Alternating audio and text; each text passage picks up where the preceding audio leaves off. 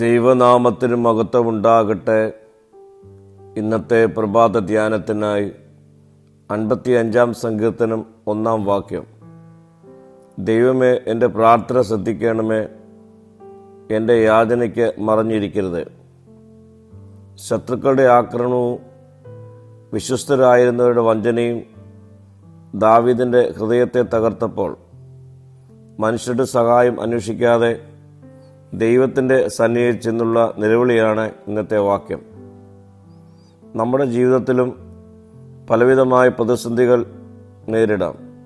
രോഗവും സാമ്പത്തിക ബുദ്ധിമുട്ടുകളും കുടുംബ പ്രശ്നങ്ങളും ഒറ്റപ്പെടലിൻ്റെ അനുഭവങ്ങളും സുഹൃത്തുക്കളുടെ വഞ്ചനയും ഭാവിയെക്കുറിച്ചുള്ള ഭയവും നമ്മെ തളർത്തിയേക്കാം.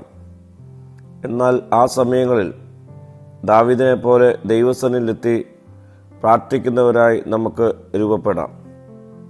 മനുഷ്യൻ നമ്മെ മനസ്സിലാക്കാതിരുന്നാലും ദൈവം നമ്മുടെ ഹൃദയത്തിൻ്റെ നിലവിളി കേൾക്കുന്നവനാണ്. ഇന്നത്തെ വാക്യം നമ്മെ പഠിപ്പിക്കുന്ന ഒന്നാമത്തെ ചിന്ത ദൈവം പ്രാർത്ഥന കേൾക്കുന്നവനാണ് എന്നുള്ളതാണ്.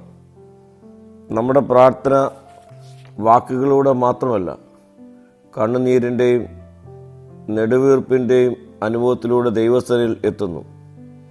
ചിലപ്പോൾ ദൈവം മറുപടി വൈകിക്കുന്നത് പോലെ തോന്നാം. എന്നാൽ അവനൊരിക്കലും തൻ്റെ മക്കളുടെ പ്രാർത്ഥനയെ അവഗണിക്കുന്നില്ല. 2, പ്രാർത്ഥന വിശ്വാസത്തിൻ്റെ പ്രകടനമാണ്. ദാവീദ് തൻ്റെ പ്രശ്നങ്ങളുടെ വലിപ്പത്തിലല്ല ശ്രദ്ധിച്ചത്, പ്രശ്നങ്ങളെക്കാൾ വലിയ ദൈവത്തിലാണ് ആശ്രയിച്ചത്. യഥാർത്ഥ വിശ്വാസം പ്രതിസന്ധികളില്ലാത്ത ജീവിതമല്ല, പ്രതിസന്ധികളിലും ദൈവത്താൽ ഉറച്ചു നിൽക്കുന്ന ജീവിതമാണ്. 3, ദൈവസന്നിധിയിൽ നാം നമ്മുടെ ഹൃദയത്തെ തുറക്കണം. നമ്മൾ നമ്മുടെ വേദനകൾ മറ്റുള്ളവരോട് പറയുവാൻ മടിക്കും. എന്നാൽ ദൈവത്തോടൊന്നും മറച്ചു വയ്ക്കേണ്ടതാണ്. കാരണം അവൻ്റെ കണ്ണിന് മുമ്പിൽ ഒന്നും മറവല്ല.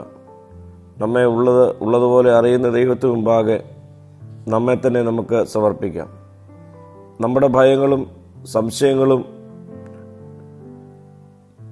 കണ്ണുനീരും പ്രതീക്ഷകളുമെല്ലാം അവിടുത്തെ സന്നിധിയിൽ തുറന്നു പറയാം.